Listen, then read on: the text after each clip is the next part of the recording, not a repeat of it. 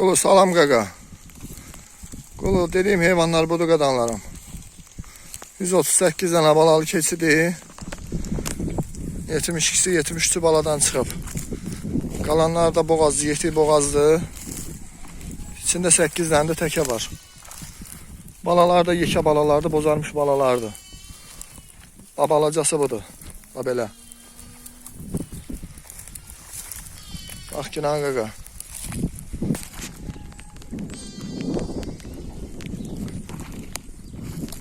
%38 tane heyvandı.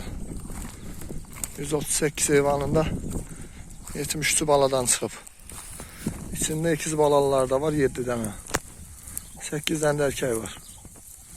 Təkə var içində 8 tane. Körpə balalarında demək olar ki 90% erkəkdir. 90%, 95% erkəkdir. Diş sazdı içində.